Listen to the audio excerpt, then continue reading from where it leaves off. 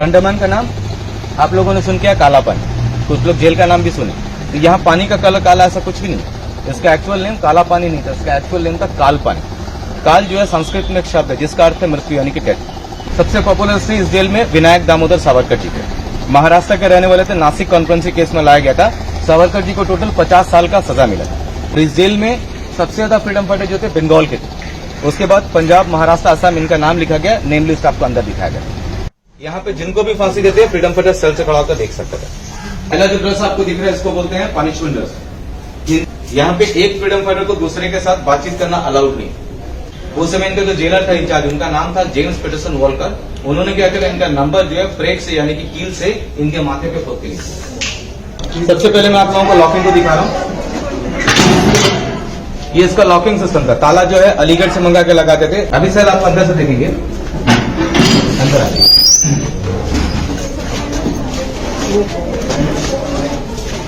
दिन भर काम करने के बावजूद पीने के लिए इनको ½ लीटर का एक पॉट पानी मिलता था। 24 घंटे में ½ लीटर पानी, वो भी बदबूदार यानी कि स्मेल होता था।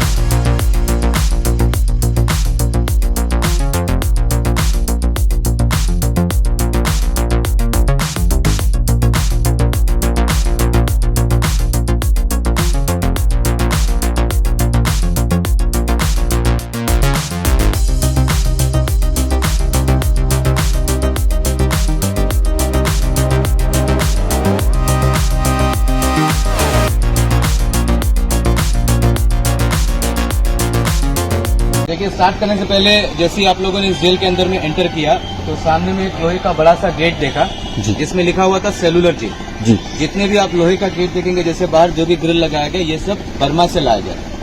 ब्रिक्स जो है फ्रीडम फाइटर के द्वारा यहीं पे बनवाया गया था। नेवी बे, डंडस पॉन्ड ऐसे छोटे छोटे आइलैंड में जहाँ पे रेड कलर का मड मिलता है। इस बिल्डिंग को भी आपने म्यूजियम के रूप में देख कर आया। ये भी जेल का एक पार्ट था, इसको एडमिनिस्ट्रेटिव ब्लॉक बोलते हैं। यानी कि जितने भी अंग्रेज अफसर है, ब्रिटिश अफसर रहने के लिए इसी बिल्डिंग को यूज करते थे। इसमें रहते थे, रिकॉर्ड को मेंटेन किया जाता था। अभी गवर्नमेंट इसको एग्जीबिशन, अपना ऑफिस और लाइब्रेरी बना दिया। साइड में देखेंगे यहाँ पे 2 जोत जल रहा है। पहला, थोड़ा सा आगे में दूसरा। पहला जो है स्वतंत्र जोत है, दूसरा जो है सावरकर जी की याद में लगाया गया है। दोनों जोत जो है 24 आवर्स यानी कि 24 घंटे जलता है। गैस के साथ में कनेक्टेड है। महीने में 48 सिलेंडर लगते हैं जो आईओसी द्वारा गिफ्टेड किया गया इंडियन ऑयल कॉर्पोरेशन द्वारा। इसके लिए 24 सिलेंडर, आगे वाले के लिए 24 सिलेंडर। और जो व्हाइट रंग का प्लेटफॉर्म बना हुआ बैक साइड में लास्ट में पिलर, यहाँ पे उस समय फ्रीडम फाइटर्स के लिए एक हॉस्पिटल हुआ करता है। वो हॉस्पिटल अब रहा नहीं, पूरा टूट चुका है। उसके जगह पे शहीद स्मारक बनाया गया, मार्टियर्स कॉलेज। इस जेल में जो लोग शहीद हुए उन सभी को श्रद्धांजलि देने के लिए एक स्मारक है। इसका 1985 में ज्ञानी जेल सिंह ने उठाया। जो चेयर लगाया गया इस तरफ में देखेंगे, ये रात को साउना लाइट शो के लिए लगाया गया चेयर। लेकिन अभी शो कुछ दिन के लिए बंद है। कब शुरू होगा, स्टार्ट होगा बता नहीं सकते, क्योंकि इससे लेजर में अपग्रेड करें। जब शो देखने आएंगे तो आपको इस पीपल ट्री के बारे में बताया जाएगा जिसमें नंबर लिखा हुआ 53। ये जो पीपल का पेड़ आपको दिख रहा है, ये 100 ईयर्स से पुराना पीपल ट्री। रिसेंटली 28 जून 98 में हैवी रेन की वजह से ये पेड़ पूरा जड़ समेत गिर चुका था। तो इसकी टहनी वगैरह काट के सेम ट्री को, सेम प्लेस को दोबारा गाड़ा गया। गवर्नमेंट ने इसके ऊपर 3.5 लाख रुपीज खर्चा किया, क्योंकि रात के शो में एक रियल विटनेस है, मुख्य साक्षी ये पीपल का पेड़ है। ओमपुरी जी का वॉइस है। ये पेड़ ही आपको सब कुछ बताएगा उस समय किस तरह के फ्रीडम फाइटर रहे थे, इनके मन में किस तरह का सोच विचार। वैसे मेरा नाम फारूक है, मैं ही आपके साथ में गाइड रहूंगा। एज ए गाइड मैं यहाँ पे 97 से काम कर रहा हूँ। जैसा कि आप लोगों ने मॉडल में आप देखा, अंदर में बीच में इसके एक टावर, इसके साथ में 7 स्पोक को कनेक्ट किया गया जो लंबा से आपको दिख रहा है। सारे विंग्स के कनेक्शन सिंगल टावर के साथ में, मतलब किसी भी गार्ड्स को एक विंग से दूसरे विंग जाना है तो इसके बैक से सेल के अंदर आपको लेकर के दिखाया जाएगा। उसमें इंडिविजुअल या सेपरेट कोई टॉयलेट का फैसिलिटीज नहीं था। तो जो भी फ्रीडम फाइटर होते थे उनको टॉयलेट के लिए डे टाइम में बाहर लेके जाते थे, लेकिन रात को सेल के अंदर 6 बजे बंद कर दिया जाए। अगले दिन सुबह 6 बजे तक किसी कारणवश कोई सेल को दोबारा नहीं खोला जाए। उस समय सेल के अंदर में छोटा सा एक मड बॉल देते थे, मट्टी का घड़ा। इसी में इनको यूरिन टॉयलेट वगैरह करना पड़ता था और क्लियर करके सेल के अंदर रखना पड़ता था। यानी रात भर इनको टॉयलेट के साथ सोना पड़ता था। इस जेल का जो आर्किटेक्ट था, इनका नाम था मैकक्विलियर। फर्स्ट जेलर डेविड बैरी। और एस्टिमेट कॉस्ट जेल को बनाने का टोटल खर्चा उस समय 7.5 लाख रुपीज लगा था, क्योंकि इनको लेबर कॉस्ट पड़ा नहीं। लेबर जो थे फ्रीडम फाइटर, जेल को बनाने के लिए 600 क्रांतिकारियों को काम करवाया गया। बाद में उन्हीं को इस जेल में रखा भी गया। और ये लोग एस्टिमेट लगाए थे कि पूरा जेल को 10 साल में बनाकर कंप्लीट करेंगे, लेकिन जेल को बनने में एक्चुअल 13 साल लगा। 1893 में इसका काम शुरू हुआ। 1906 में पूरा जेल बनकर कंप्लीट हुआ।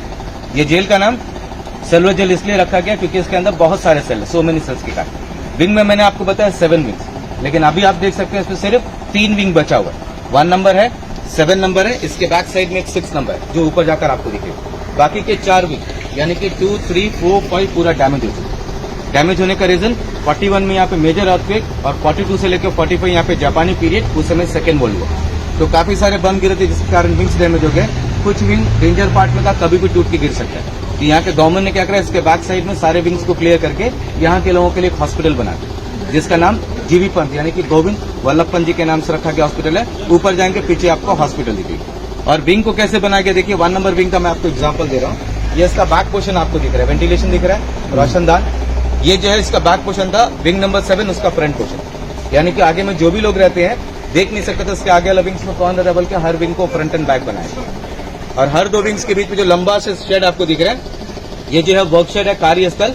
यहाँ पे इनको काम करा देते हैं। किस तरह का काम दिया जाता है तो आपको वहीं पे एक्सप्लेन करेंगे, हर चीज का मॉडल रखा है, ठीक है। और बैक साइड में 2 छोटा बिल्डिंग है, स्टोर और किचन हर विंग के सामने बनाया गया, यानी कि विंग नंबर 7 में जो भी लोग रहेंगे उनको यहीं पे काम करवा देगा, यहीं पे खाना बांटा देगा। और इस जेल में सबसे ज्यादा फ्रीडम फाइटर जो थे बंगाल के थे, उसके बाद पंजाब, महाराष्ट्र, असम, इनका नाम लिखा गया, नेम लिस्ट आपको अंदर दिखाया गया।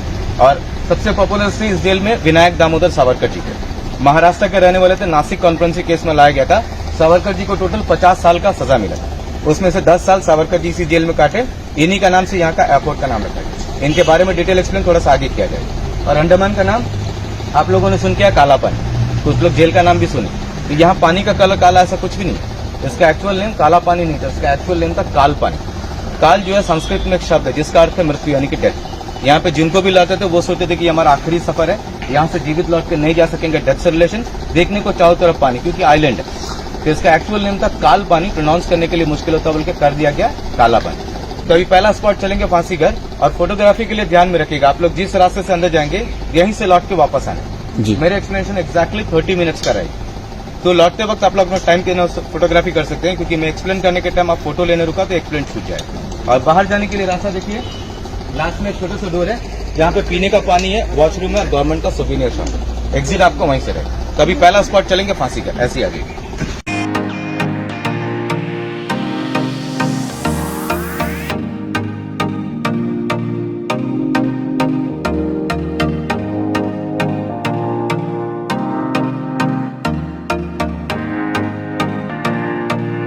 पहला जो आपको दिख रहा है ये स्टोर है, इसके बगल में जो बनाया गया किचन, ठीक है। ये 2 बिल्डिंग, हर विंग के सामने एक स्टोर, एक किचन बनाया गया था।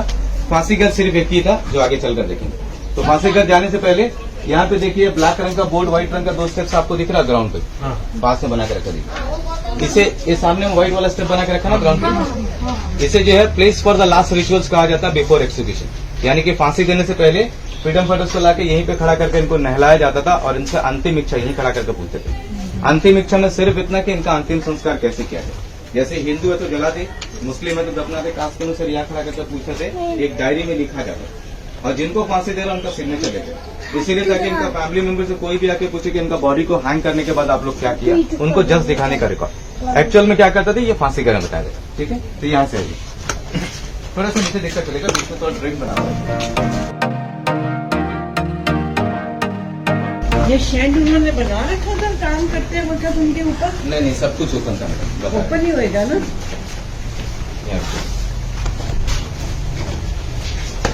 ये भी ओपन था सारा कुछ।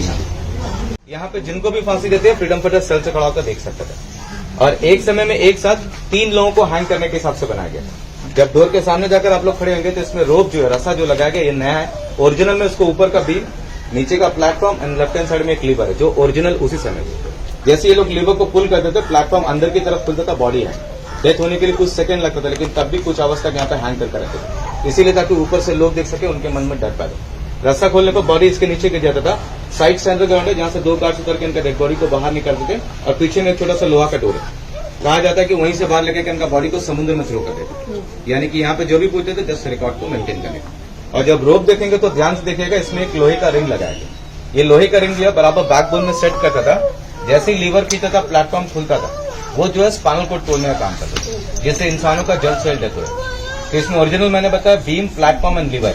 और फांसी घर देखने के टाइम देखिएगा सभी लोग इकट्ठा एक साथ देखने पड़ेंगे। एक फैमिली जब देख रहा है तो दूसरा फैमिली प्लीज वेट करिए, वो बाहर निकलेंगे तभी आगे फैमिली वाइज आएगा।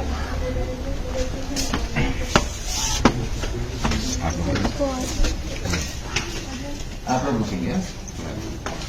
तो देखिएगा ये रॉड लगा। ओरिजिनल इसमें हाँ। देखिए ऊपर का बीम आपको दिख रहा है, जी नीचे का platform and left hand side lever original है। अच्छा लोहे का रिंग रस्सी में देख सकते हैं। देखने के बाद यहाँ पे आप लोग स्टेप से करके रुकेगा।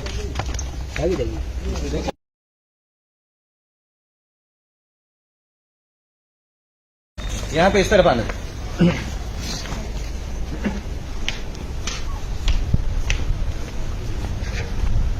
की तरफ सेम, लेकिन नीचे के जो 4 कमरे आपको दिख रहे हैं ग्राउंड फ्लोर में, फर्स्ट सेकेंड थर्ड फोर्थ, ये 4 सेल को बाकी सेल से अलग किया गया। ये 4 सेल को कंडम सेल कहा जाता है, यानी कि सिर्फ होती।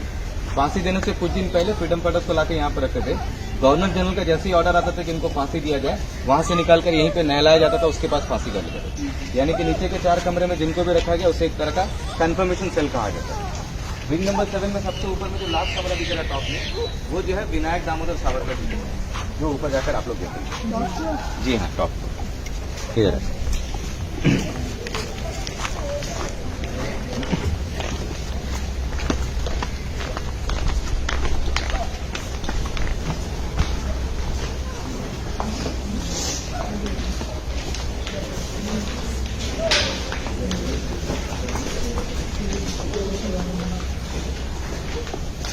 तो देखिएगा ये जो है वर्कशेड है, कार्यस्थल। उस समय इसमें शेड वगैरह कुछ नहीं था, ये भी ओपन था, सिर्फ ब्रिक्स के एक छोटा सा वॉल।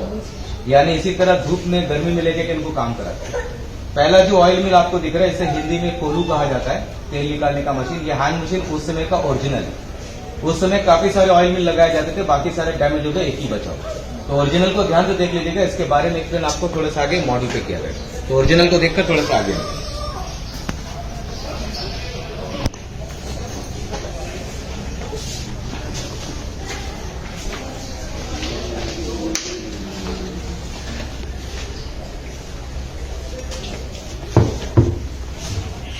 यहाँ पे देखेंगे आप, ये जो पहला पनिशमेंट आपको दिख रहा है, इसको बोलते हैं कॉ पोनिंग। कॉ पोनिंग मतलब एक इंसान को नारियल का छिलका को छीलना पड़ता था। ऐसे लकड़ी के इंस्ट्रूमेंट से सुबह से लेकर शाम तक इसे कूटना पड़ता था। कूट कर इसके रेसे को निकालकर रस्सा बनाते थे। नारियल का छिलका से आज भी रस्सा बनता है।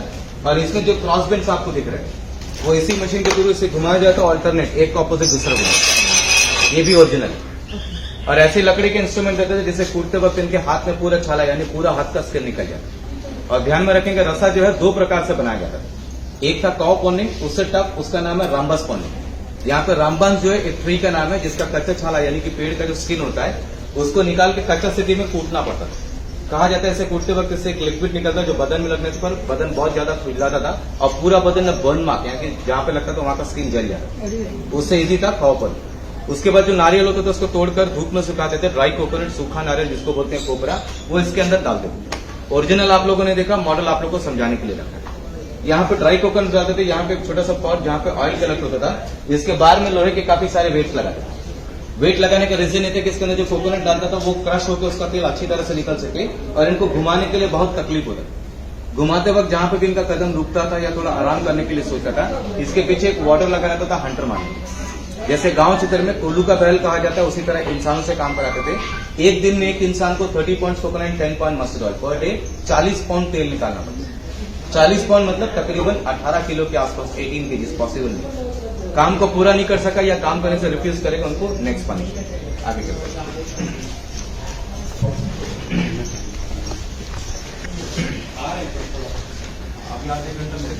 थोड़ा इधर। यहाँ पे देखेंगे इसे इंग्लिश में फ्लॉगिंग फ्रेम कहा जाता है, हिंदी में इसको बोलते हैं टिकटिकी। हिंदी में आपको इसीलिए बता रहा हूँ क्योंकि रात को शो में हिंदी में बोला जाता है। फ्रेम जो आपको दिख रहा है ये ओरिजिनल है उसी समय।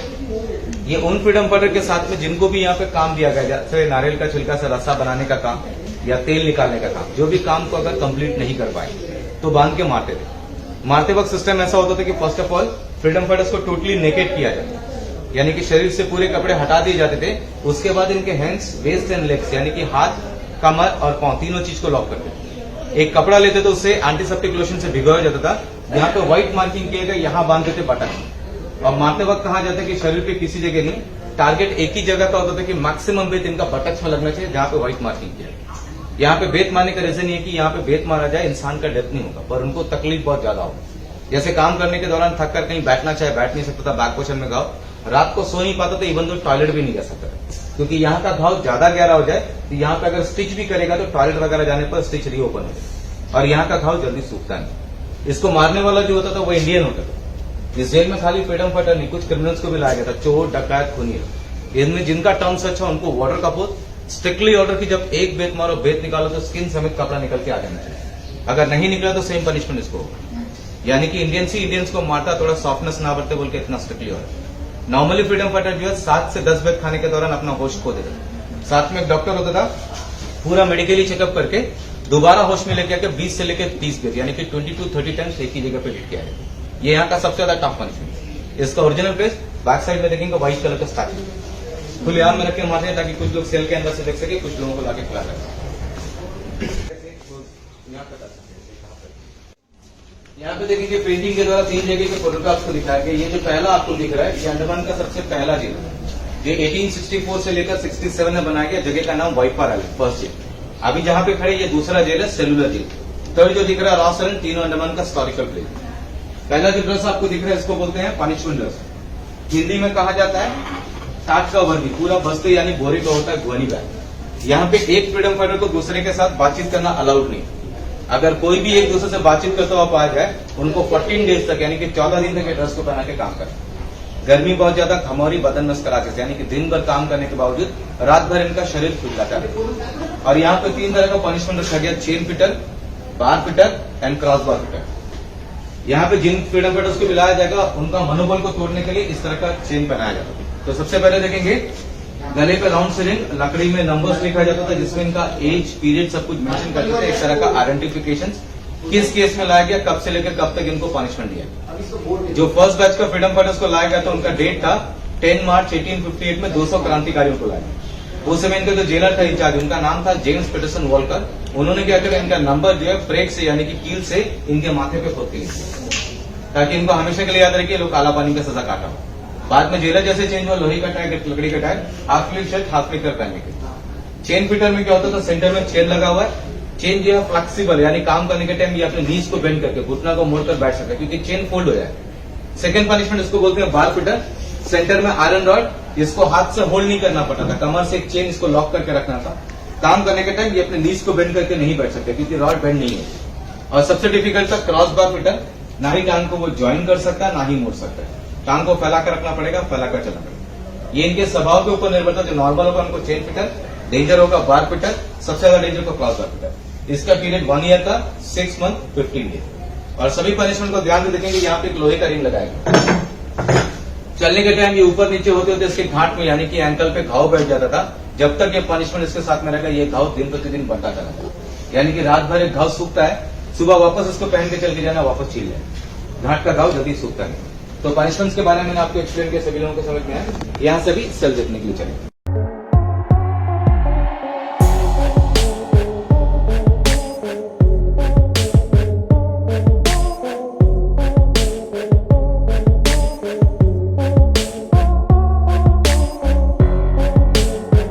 डायमेंशन मैंने आपको बताया था 13 by half and 7 by half. एक सेल में एक जन को रखते थे। सेल के अंदर कोई लाइट का फैसिलिटी नहीं। जो भी लाइट लगाया गया ये सब रात को सनलाइट शो और आप लोग देख सके बोल के लगाया गया। सबसे पहले मैं आप लोगों को लॉकिंग को दिखा रहा हूँ। ये इसका लॉकिंग सिस्टम था। ताला जो है अलीगढ़ से मंगा के लगाते थे। ताला मारने के बाद इनके हाथ में चाबी देते थे कि ताला खोलो जा सकते। इम्पॉसिबल था यहाँ से लेके यहाँ तक इनका हाथ पहुंचा। खाना खाने के लिए इनको साइड में जो बॉक्स बनाया गया यहाँ पे खाना। और हर विंग का जो रो से होगा उसका पहला सेल आप लोगों को बड़ा मिलता है।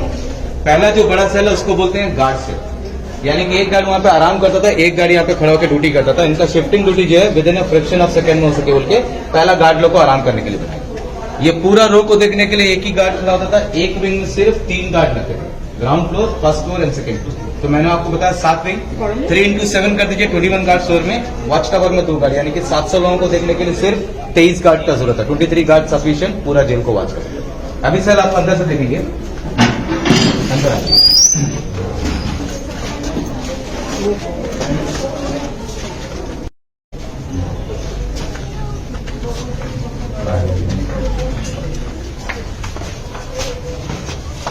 आगे आइए, थोड़ा सा आगे आइए।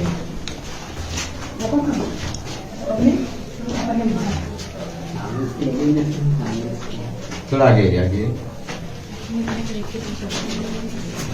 तो यहाँ पे देखेंगे ये जो सेल है जिनका फोटोग्राफ्स लगाया गया, ये सचिंद्र नाथ सैनाल जी का फोटोग्राफ्स लगाया गया। ये इनका सेल नहीं है, सेल के अंदर में क्या क्या रहते थे बोल के ऐसे रखा गया। ठीक है, तो सबसे पहले देखेंगे ये जो लकड़ी का बेड आपको दिख रहा है, हर सेल के अंदर में सोने के लिए ऐसे ही लकड़ी का बेड देते थे, वुडन बेड। इसका हाइट काफी कम होता था लेकिन इसका वेट बहुत ज्यादा, करीबन 250 किलो का वजनदार बेड, 250 kg का।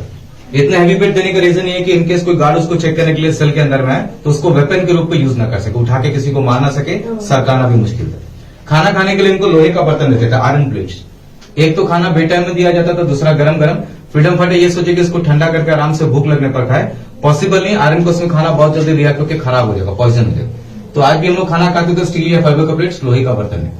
दिन भर काम करने के बावजूद पीने के लिए इनको ½ लीटर का एक पॉट पानी मिलता था, 24 घंटे में आधा लीटर पानी, वो भी बदबूदार यानी कि स्मेल होता था, पीने लायक नहीं होता था। नहाने के लिए इनको 3 पॉट भर के समुद्र का पानी देता था, सी वाटर। एक तो गर्मी में काम कराते थे, बदन पे पूरा राशस होता था, नमक पानी से नहाने पर इनका बदन और ज्यादा जलता था, तो इनको नहाने से भी डर लगता था। 3 पॉट में एक नॉर्मल आदमी का पूरा शरीर भीग नहीं सकता था। तो हर चीज के लिए एक लिमिटेशन हुआ करता था, इसी तरह का दिया जाता था। जो ऊपर जाएंगे सावरकर जी का सेल में भी रखा गया बेड और खाने पीने का बर्तन। ठीक है, अभी एक मॉडल देखेंगे, मॉडल देख के ऊपर चलेंगे।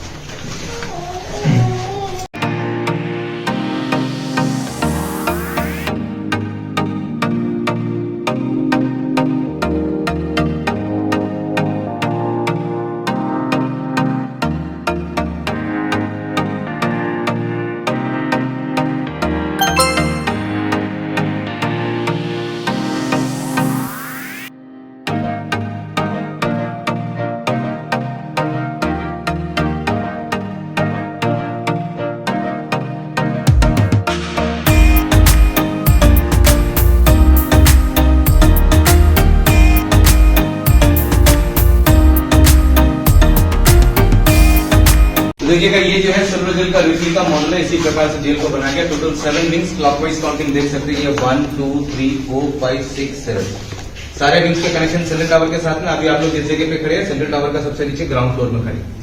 ठीक है, अभी सिर्फ 1 7 और 6 बचा हुआ।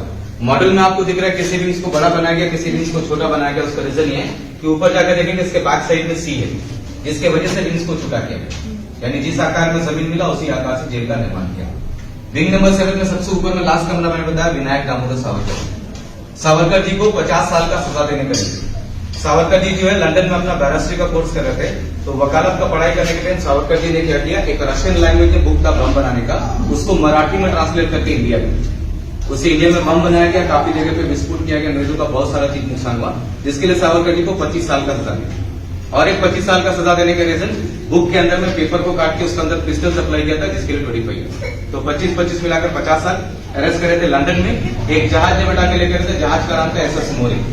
उस जहाज में लेकर आते वक्त जहाज जब फ्रांस में मार्सेलिस पोर्ट के वहां पे कुछ देर के लिए एंकरिंग के लिए खड़ा था, तो सावरकर जी उस जहाज से कूद के स्विमिंग करके भाग गए। तो बहुत लोगों ने इससे ऐसा सुना है कि ये जेल से कोई कूद के स्विमिंग करके भाग, तो ये गलत है, जेल से कोई नहीं भाग। वापस अरेस्ट किया गया, यहाँ पे लाया गया इस आखिरी वाले कमरे में 1911 से 1921, 10 साल। 21 के बाद सावरकर जी को वापस महाराष्ट्र भेज दिया गया रत्नागिरी जेल में, और काफी दिन तक सावरकर जी को इनके घर पे नजर बंद करके रखा गया, होम अरेस्ट। सावरकर जी का डेथ इंडिपेंडेंस के बाद में 1966 में, आजादी के बाद। अभी सावरकर जी का सेल में उनका लिखा गया कविता कामला काव्य, सोने के लिए किस तरह का बेड, खाने पीने के लिए किस तरह का बर्तन, ये सबका मॉडल है ओरिजिनल। और सेल मैंने बताया सभी सेल एक ही तरह, लेकिन सावरकर जी का सेल जाएंगे तो उसके कॉरिडोर को अलग से ग्रिल डाल के बंद किया, डबल गेटेड बनाया, इसीलिए क्योंकि डे टाइम में सावरकर जी को बाहर कॉरिडोर में आप वहां से खड़ा होकर देखेंगे तो आपको डिफरेंट टाइप्स ऑफ पनिशमेंट दिखेगी। जैसे किसी को फांसी दे रहा है, वर्कशॉप में किसी को काम करवा रहा है, फ्लॉगिंग फ्रेम में किसी को मार पड़ रही, सारा चीज खड़ा होकर देख सकता था। मेंटली टॉर्चर के लिए वो सेल को वैसा रखा गया। और सावरकर जी का 10 साल का पीरियड था, तो इनके नक्शे कदम पे चलकर इनका भाई गणेश दामोदर सावरकर जी भी इसी जेल में सजा काटे। दोनों भाई एक ही जेल में, लेकिन दोनों भाइयों को आपस में 2 साल के बाद पकड़े। इस हद तक कम्युनिकेशन करते, एक दूसरे को देखना, बात करना, सबके लिए बनी। यहाँ से ऊपर चलेंगे, चढ़ने के टाइम स्ट्रक्चर को ध्यान से देख के चढ़िएगा। जितने भी सीढ़ी वगैरह देखेंगे, जो ब्रिक्स आपको दिख रहे हैं, सब ओरिजिनल है। ये जेल बनकर 116 साल हो चुके, 116। ठीक है, यहाँ से ऊपर चलेंगे। ये जो है बैक साइड में सेंट्रल टावर है। अभी यहाँ से हम लोग ऊपर चले जाएंगे, जहाँ पे कुछ आइलैंड्स के बारे में ब्रीफिंग करूंगा, वो मेरा लास्ट सेक्शन रहेगा। लौटने के टाइम ध्यान में रखिए, आपको किसी को सोचने की जरूरत नहीं कि सावरकर जी का सेल कौन सा है। ये देखिए रेड चापर, ये ऊपर आपको एरो मार्क 1 2 103 लिखा हुआ है, यानी कि लास्ट कमरा सावरकर जी का, उनका सेल नंबर 103। और ये जेल अभी आपको देखकर ऐसा लग रहा है कि इसको न्यूली कंस्ट्रक्ट किया गया। इसका रीजन क्या बोलने से, यहाँ पे आप डिफरेंस देखेंगे, इसको पूरा प्लास्टर करके पेंटेड करते करते इसका थिकनेस इतना ज्यादा हो गया। तो आटम कल्चर ने डिसाइड किया कि इसका सेम स्ट्रक्चर को मेंटेन करना है, इसको कोई पेंटिंग वगैरह नहीं करना, इसको खोज के निकाला गया, जिसकी वजह से जेल अभी ऊपर है। इसका ओरिजिनल स्ट्रक्चर देखना है तो विंग नंबर 6 का ऊपर का फ्लोर में देखेंगे, करंट पोर्शन आपको दिख रहा है वो ओरिजिनल स्ट्रक्चर है, ठीक है। ऊपर से उसका फोटो भी ले सकते हैं, यहाँ पर थोड़ा आगे आ जाएगा।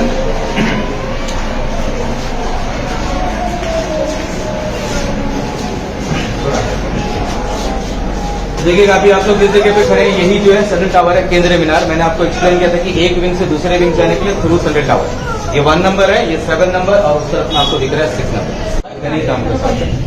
और आर्किटेक्ट का नाम मैंने आपको बताया था मैक्रोइडियन, उसने कितना प्रॉपर प्लान तैयार किया देखेंगे। पूरा जो आपको दिख रहा है ब्रिक से बना है, लेकिन बीच में जॉइंट देखेंगे वुडन प्लैंक का लकड़ी, इतना इतना बड़ा जेल ईट से बनाने की वजह से बीच का जॉइंट लकड़ी का बनाने का रीजन क्या बोलने से, उस समय यहाँ पे बहुत ज्यादा अर्थक्वेक भूकंप आता है। इनकेस इसको कॉन्क्रीट करके ज्वाइंट कर देता तो अर्थक्वेक में संरचना अगर हिले जाए तो लकड़ी का बना के बेंड होगा, सॉफ्टवेयर का काम करके टूट जाएगा, वापस चेंज कर सकते हैं। और इनकेस विंग नंबर 7 में जो फ्रीडम फाइटर्स को रखा है, ये लोग किसी कारण भड़क जाए, इसको तोड़ देगा तो इसका कम्युनिकेशन कर, इसका बाहर जाने का रास्ता बने, जिसकी वजह से बीच का जॉइंट लगे, ठीक है। यहाँ से ऊपर चलेंगे और एक बार मैंने आपको बताया कि आरो मार्क 1 2 3 देखिए, लास्ट कमरा सावरकर जी, डबल विकेट है, 2 तरह का लॉकिंग सिस्टम। यहाँ से ऊपर चढ़ेंगे, चढ़ने के टाइम थोड़ा ध्यान रखिएगा, ऊपर का लास्ट सेकंड स्टेप थोड़ा बड़ा है, तो थोड़ा देखकर रहेगा।